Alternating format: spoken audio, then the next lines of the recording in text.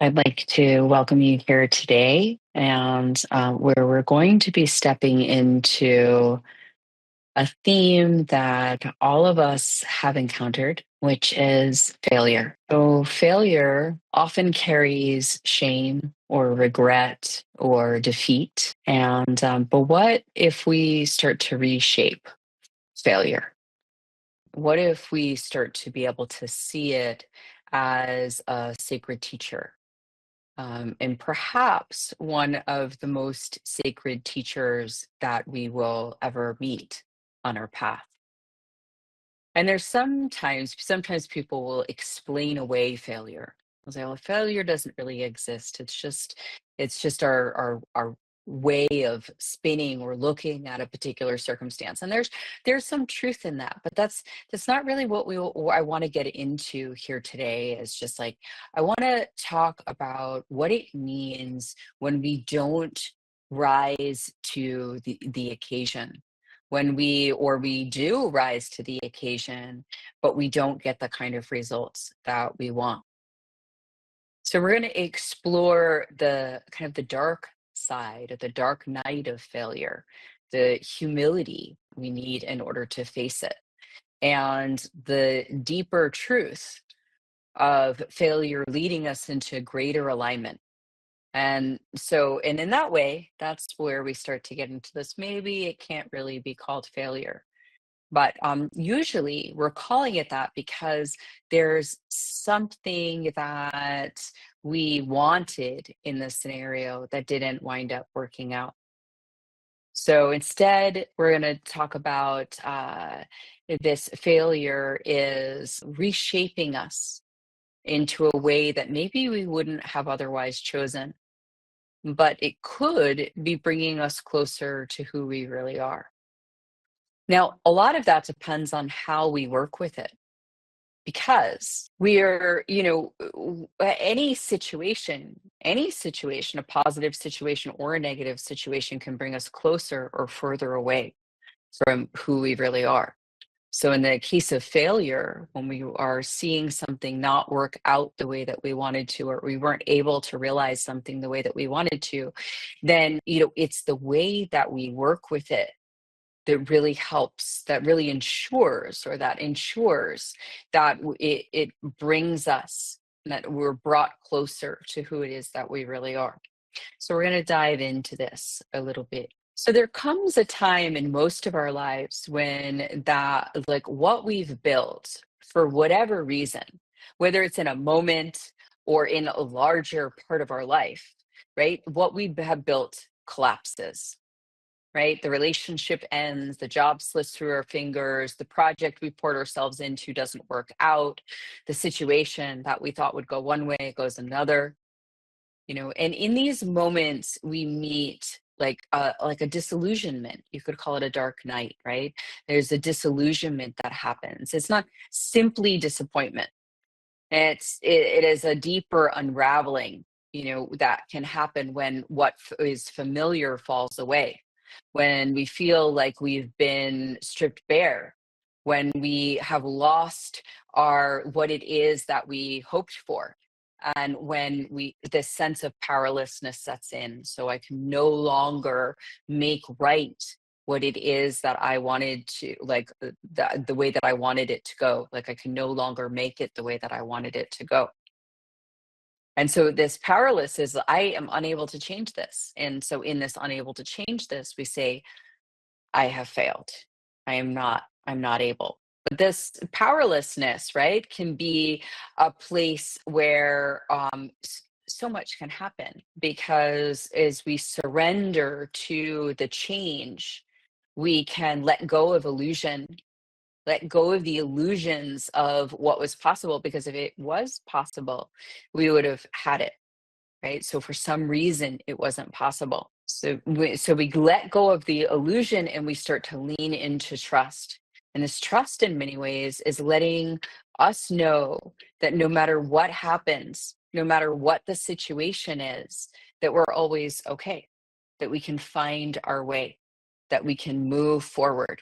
that we can like evolve in the unfoldings of things. So it strips away what was never solid, right? So that what is real can emerge. Because like I was saying, if it could have happened, it would have happened. So we look at it and we say, if only this or this or this had happened, then things wouldn't have gone this way. And if things didn't go this way, right, then I would consider it a success. But it actually wasn't possible for it to go that way. Otherwise it would have, right? So for whatever reason, whatever we want to, whether that's our own choice or whatever it is that's going on, it wasn't actually the way that things were going. So that, like in that moment of recognizing what has failed, recognizing what it is that isn't working, we are now able to be with what could truly work, what can actually emerge. So that's kind of like a key to being able to reframe it, is recognizing that what we're left with is what can truly come into being. So failure can interrupt momentum, though. So one of the things that happens is we're moving in the direction of something, we're moving in the direction of a particular outcome. And maybe we've spent years in a marriage. Maybe we've spent a lot of time on a particular business project, right? And so then when we reach this failure point, everything kind of stops, because the failure implies that it can no longer go in this direction, right? So the failure, it no longer goes in this direction. And this is a pause, right? Not a punishment. It's an invitation to examine whether we're truly aligned with our deeper purpose. And the answer can be a number of different things, right? It's not necessarily that in that pause that we say, oh, I'm not going to do this business anymore, for example, or I'm not going to do this relationship anymore. But it gives us that opportunity to examine whether or not what we were doing was truly aligned with what it is that we wanted, our deepest calling. And then if it is, even if we face the failure, right? If we face the failure, we get up and try again. If it's truly aligned with our purpose and we're stronger, we're more capable, or more able to do it. And if it's not aligned, then we pivot. We go in a new direction. We find something new to do. But either way, we become more able to be in tune with what it is that we want, to create what it is that we want. And it might be nice, you could say, well, wouldn't it be nice if, right, I could have gotten it right the first time? Yeah, sure, it would be. But in anything that we've done, we've persisted with over time, we've actually had a number of different failures. Like the classic example is like you learned how to walk, but you learned how to walk by falling a lot. And so it took a lot of failure to ultimately get to the place where walking was easy. So we need to have repeated opportunities to be able to fail in order to be able to step into what it is that we want. And we can be frustrated by this process, and we are often frustrated with this process, but it really is the process of becoming. It is the process of moving towards. So we have to allow ourselves, give ourselves that space to be able to fail. So that challenge, right? The failure, the kind of the disappointment that ensues, the interruption of momentum, it reveals what is essential. So when everything else falls away, we're left with the unshakable part of us, the unshakable part of what is doing. So when everything else falls away, when we have those moments of devastation, that's when we can actually find like the root of our truth, of who we are. And we're able to stand in that. We're able to know that no matter what it is that happens, we will persist in a certain way. Or if we don't want to persist in that way, it allows us to reflect and examine and move into our what is truly something that we can commit to on that deep level. So you see how that's refining, right? We move forward. in doing what it is that we are like we want to do, we think we want to do, we move forward with these things, and we hit a failure point, and that failure point starts to it clarifies something. One thing is like we hit the failure point, we say, yep, that's it, it's not for me, you know. The other thing, we hit the failure point and we say, yes, it is for me, right? And I'm going to keep on going. I'm going to hit another failure point and another failure point, because I'm not stopping. I'm going to keep going in this direction because this is truly what I want. Right. And inside of that yes, that's the unshakable part of us that can remain on track regardless of what happens. And so we spend a lot of time in concerns about what it is that might go wrong, or the failures that might take place, or things like that. We spend a lot of time in that place, and that instead of like actually using the failures to refine and to help us root in. So this is something that I know like very intimately, because it's like I was raised, or I was brought into the idea that like you really shouldn't fail. So failure is like that's it, you know, you fail, pack up your bags, go home, sort of thing. And instead of like fail to succeed. And even though there were certain aspects of that were a part of my life, there were other ways that it wasn't. It was like if you fail, it's kind of proving that this isn't the direction to go in. And it's like, no, like it's quite possible that if you fail, you're actually learning whether or not that's truly the direction you want to go in. And if it isn't, then you can change course. And if it is, then you can persist. And so what that happens is we live less in the worry, we live less in the uncertainty, we live less in the doubt, and we're willing to take greater and greater risks. And those greater and greater risks allow us to come even more into the truth of our being.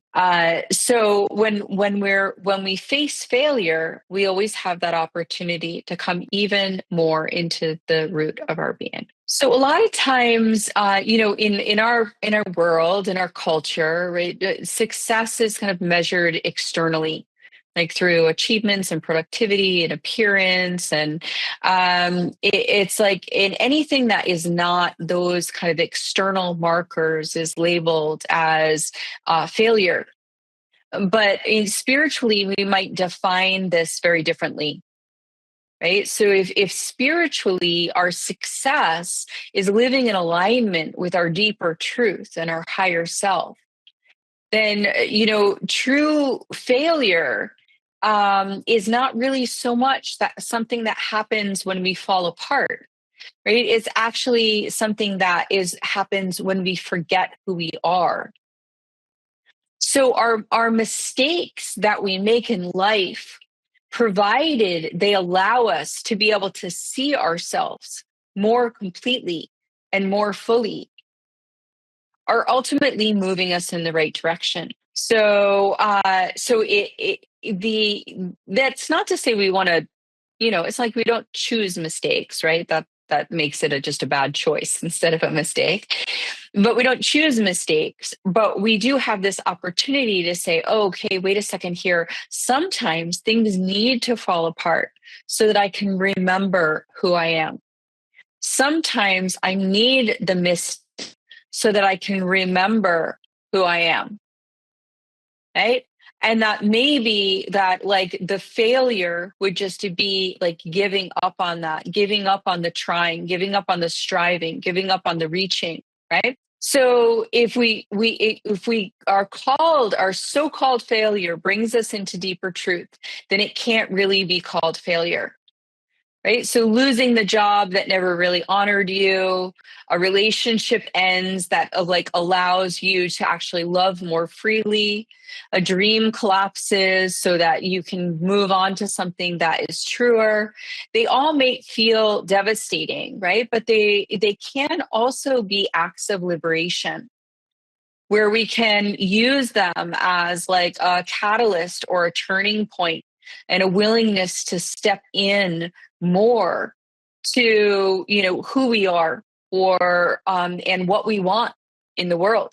And that when we live in alignment with ourselves, with our higher self, it's going to create a sense of peace, even when circumstances are uncertain. Whereas when we have external successes, the external pieces fall into place. Really, it's relatively fleeting. Like, so that external success happens, and we say, "Okay, all is right. I have succeeded." Right, but then the next time it's a failure. So now I haven't succeeded.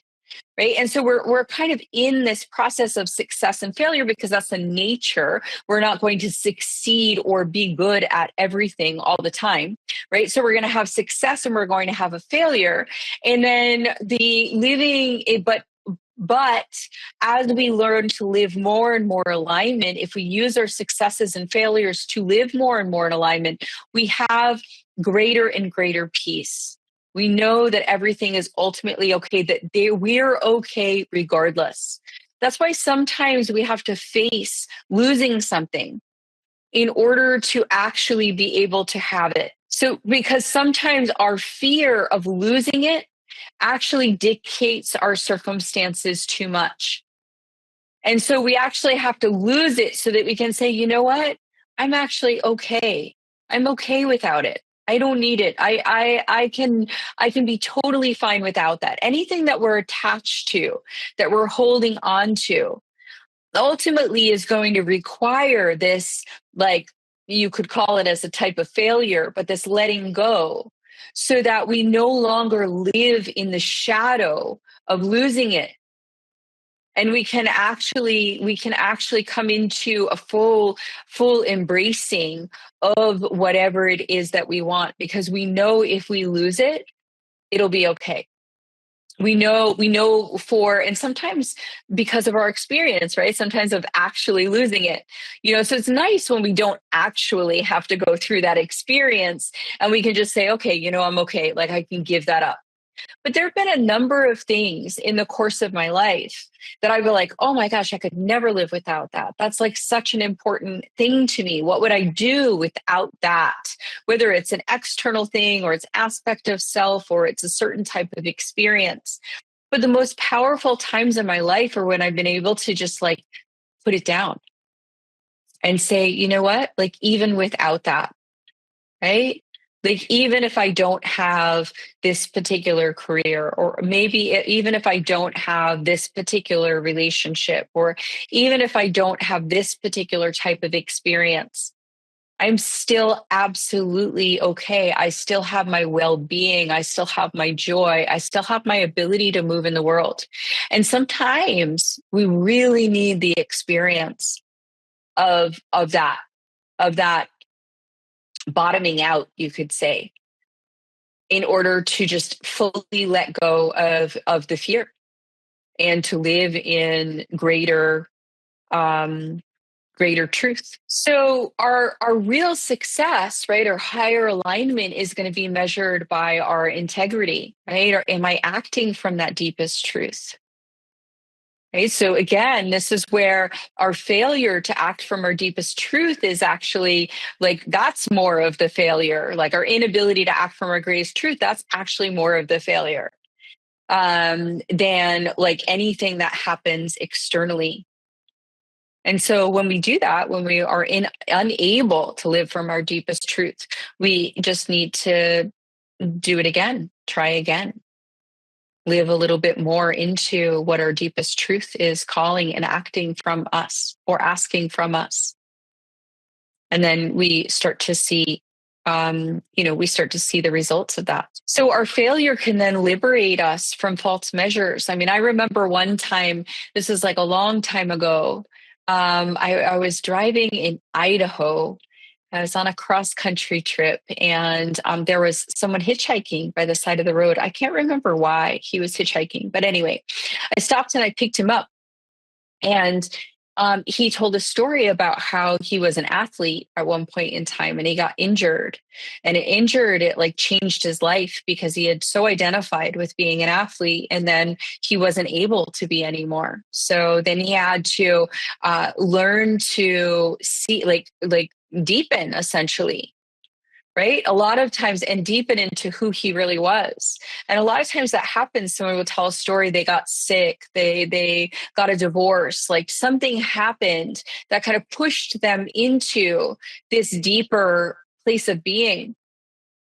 And in that, like deeper place of knowing, deeper place of resonance with the self. So even though like there was nothing wrong with this man being an athlete, right? That's a perfectly fine, good thing to be. But there was a greater calling from him that like this needed to crack in order for him to be able to get there. And then you could say, well, did it really need to crack? Like, could it have happened another way? Like in the realm of possibilities, yes, it could happen another way, but that wasn't the way that it happened. Like there wasn't the capacity for that to happen in that particular moment. And so, while it's just like that, it could be seen as a tragedy or a failure, it's still like there's more openings to come. We always have the capacity to return to our higher self and return to our deeper alignment.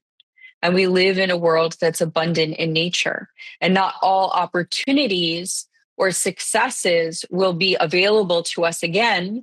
For example, if you're in a competition, you can only win that specific competition, but that doesn't mean you can't win another competition at some point in time. And maybe in some case, like if you're at the Olympics, you only have one shot at it and then, it's gone, but you still have a lot of opening and potential that's there in various different ways. And you still had the knowledge that came from that particular attempt. So failure overall loosens the grip of external validation. And whether it's our own like confirming or being confirmed by the outside world, and it asks us whether we're living in truth. It asks us to come to a deeper place of living in truth. And so we get to do that. We get to step in and live in a greater place of truth. So, we can ask, like, did my failure bring me closer to alignment? And if we don't think that it brought us closer to alignment, we might ask the question, how could it bring me closer to alignment? Is there a way that it could bring me closer to alignment? So this is part of how we can, how we can work with this aspect of life. So there's one thing, right? There's one thing to reframe failure, right? So we can look at it and be like, okay, and this is what I learned from it, and all of that kind of stuff, and that's helpful, right? To be able to reframe it, to be able to work with it, to be able to take what was broken and reshape it, rebuild it into something more, right? So that something that's ultimately more beneficial. But it's another thing to stand in the rawness of failure as it's happening, right? So I want to talk a little bit about that, right? So, failure invites us into a really rare and special kind of honesty. It's like if we can stop defending and we stop explaining, we stop pretending, and we like admit I failed, right? We're touched then with a type of humility that can transform us. It's not humiliation, it's humility. It's a softening that happens when we stop performing for others. It's like I can't hide my inability in this moment. I have to be truthful with who I am because it's here. It's written all over this failure. I have to become more truthful. And a lot of times when we confront this, like there's a lot of hedging that can happen. That's less helpful. Or say like, oh, okay, yeah, but I don't really want it's like some way, let's make it a little less. I'm like going to protect myself. But if we truly soften into that moment, we surrender into the failure, then this is like there's there's a very real quality. There's a strength that comes through inside of this space. So because we're not performing, we're like, yep, that was me. I couldn't do it. And that, and the same thing, like for others and for ourselves, that was me. I couldn't do it. That's as good as I can do right now. And even if it truly was the best that we could do right now, and then there's the kind of failure that's just like it wasn't the best that we could do and we failed, and that has a different type of impact on us. But it's just like we like knew that we could do better, and like we held ourselves back in some way. But even that, if you redefine it, is actually the best that we could do. So we get really real, and it teaches us the difference between like humiliation and humility. So humiliation is like egoic wounding. Oh, this is so embarrassing, right?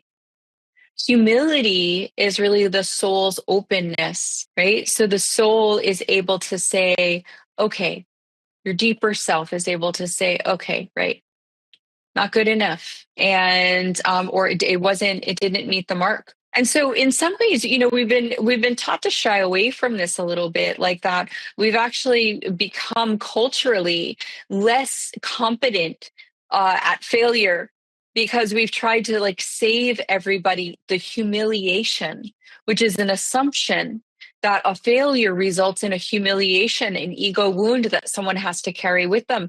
And that's only because of how it's processed. So this is sort of like an inability to process well, right? And the humility is like learning humility about that. Like that teaches, like you could see that in sportsmanship, right? Or in various other ways that someone like learns to fail and have humility in that moment. Like, yep, all right, that's me. That's the best that I could do in that particular moment. And maybe it wasn't that great. Sometimes we have to like stand in a moment where we're thoroughly taxed and we don't have the capacity to do anything better. Okay. So we learn this, and like I was saying, this is a place that we've gotten a little touchy. We don't want anyone to experience that ego wounding, but really we need to teach that failure is okay, and that we just need to be open to it and ready to try some more if that's truly in alignment. So, in other words, if I'm not very good at playing soccer and I fail at it regularly, I might decide I don't want to play soccer.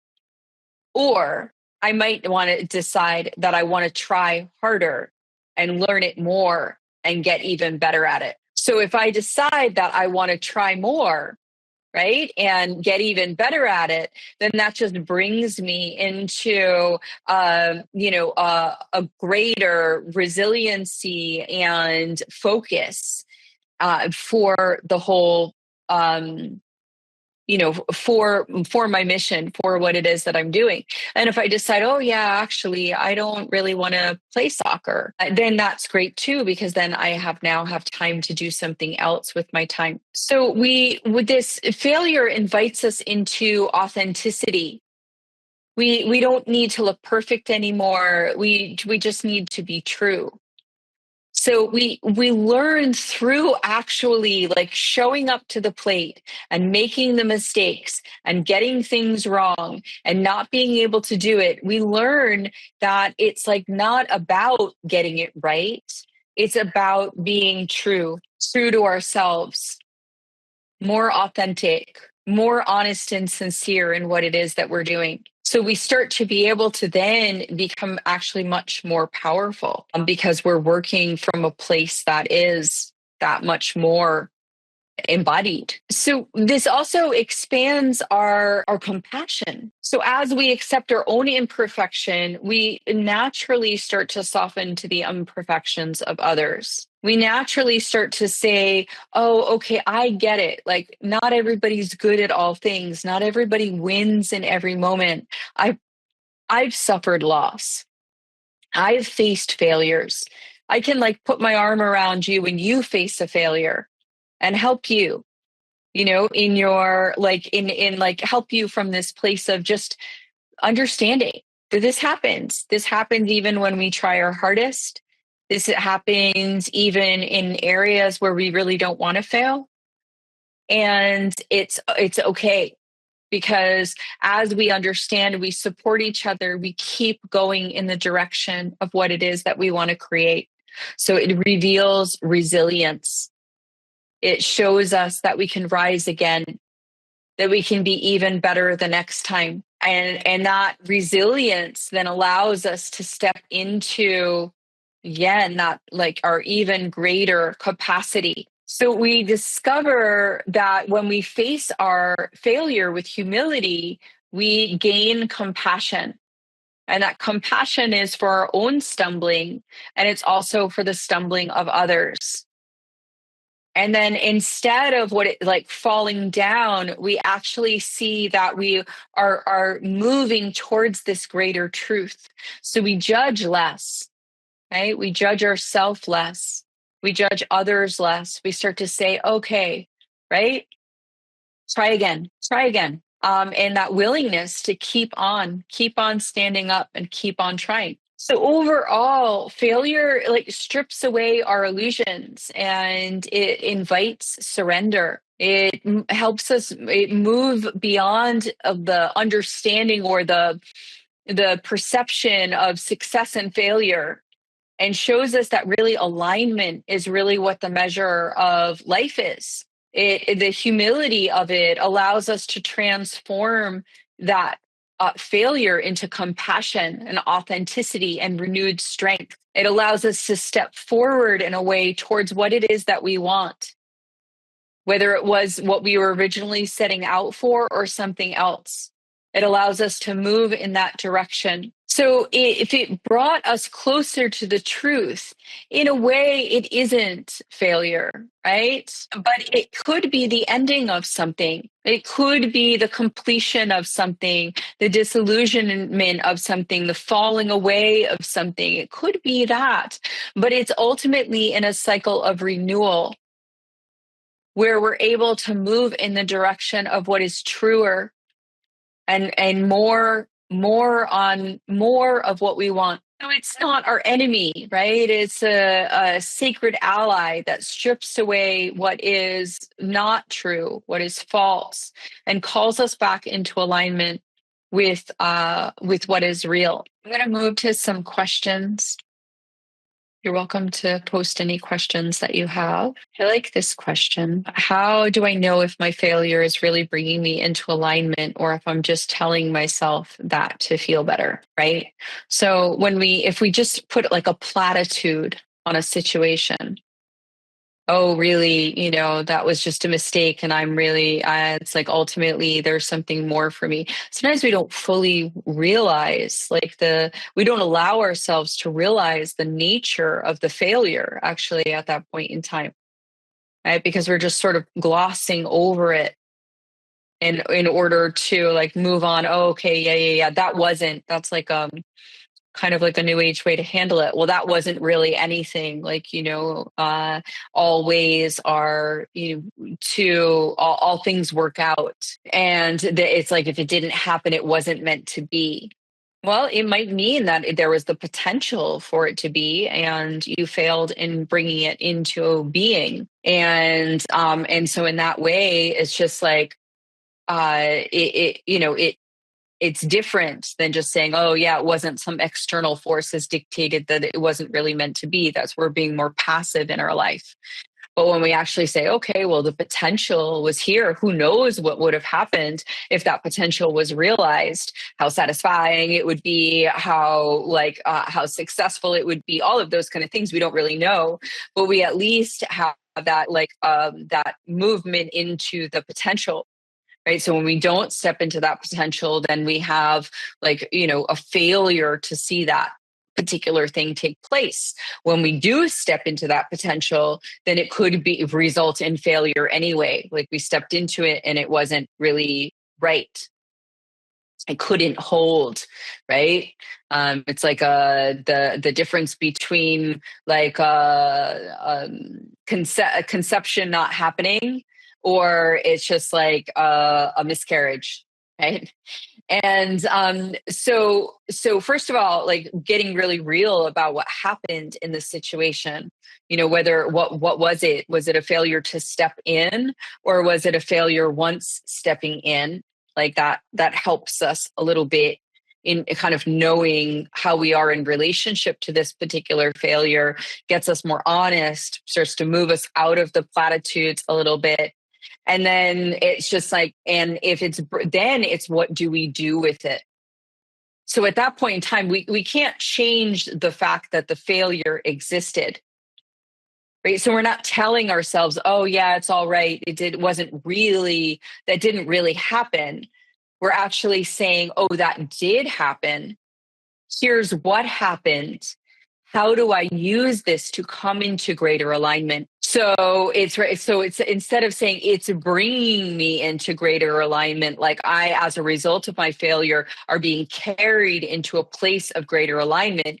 Sometimes maybe you say, how do I actually work with this in order to come into greater alignment? And some of that would be like, do I want this particular thing that I failed at? Am I going to persist in this direction? What does that look like for me? Is it attuned with me? Why did I want, right? So we go do our soul searching.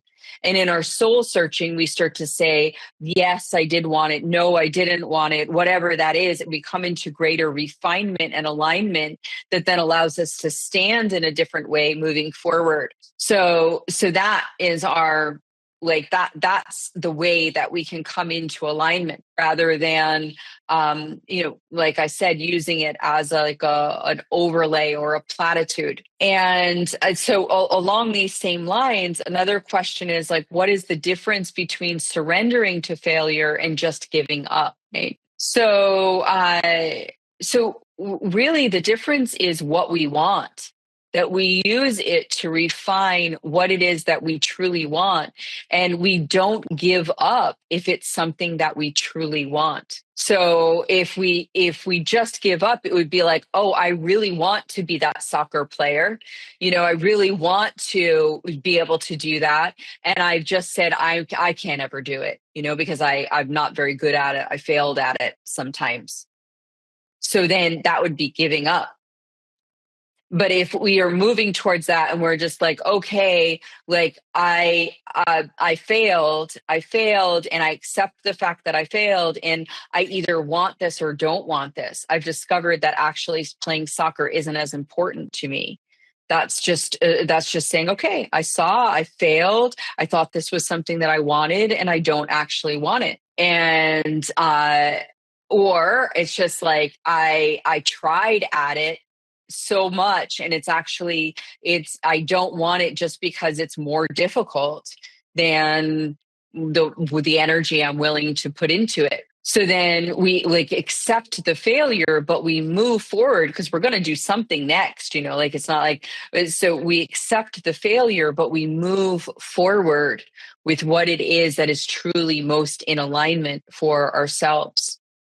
And that's part of deepening the alignment, coming into a greater, a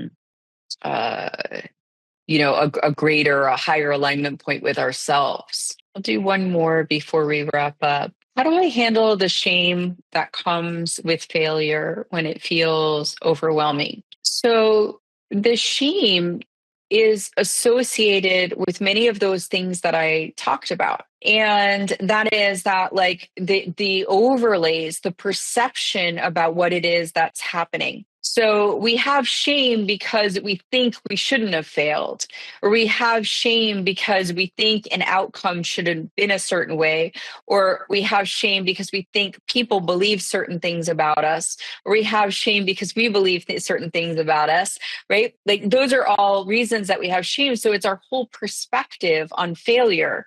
It's the idea that like it shouldn't be there, or that it's wrong or bad, or it's a faulty part of the process.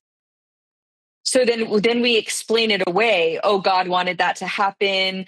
It was just the nature of way things were going. If it was going to work out, it would have worked out. We have like lots of things that we say to then like trying to get away from the actual failure, the sense that like, like to try to distance ourselves from it. And that's one thing that we do, and that really comes because we believe those statements are made because underneath that we believe that if it was a failure, it would be bad and shameful. Otherwise, we wouldn't need to explain it away. We'd just be able to say it's a failure.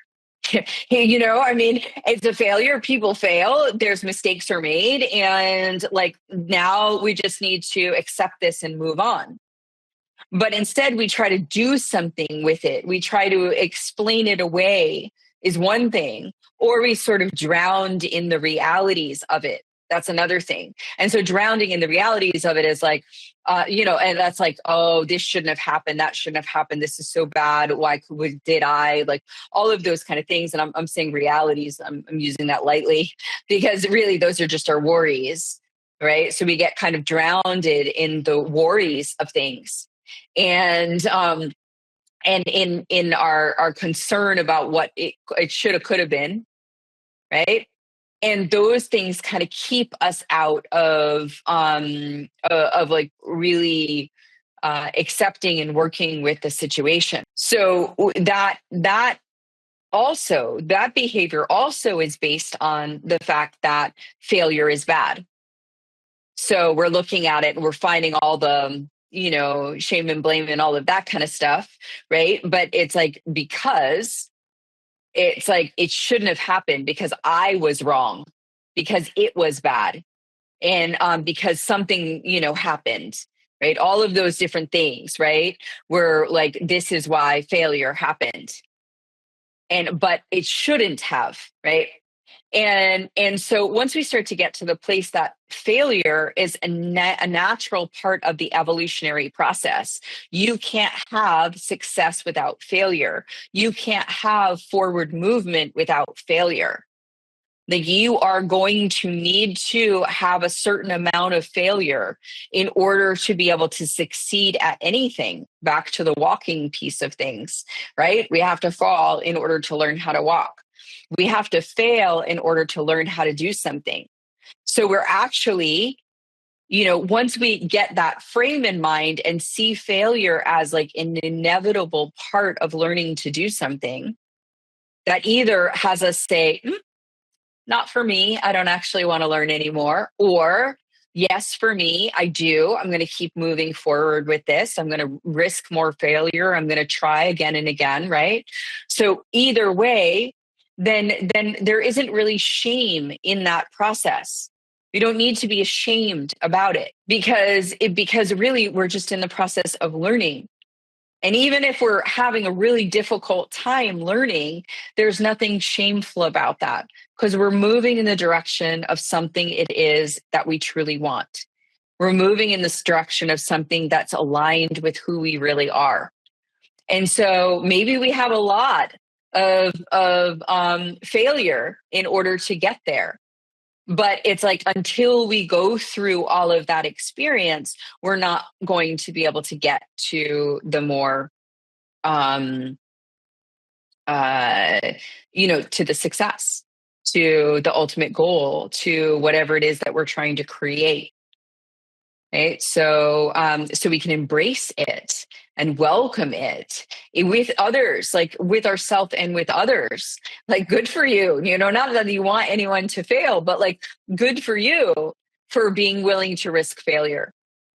Good for you stepping up to the plate enough to be able to fail. Because if you haven't given yourself an opportunity to fail, how is it that you're living? You can't have a very big life if you haven't given yourself an opportunity to fail.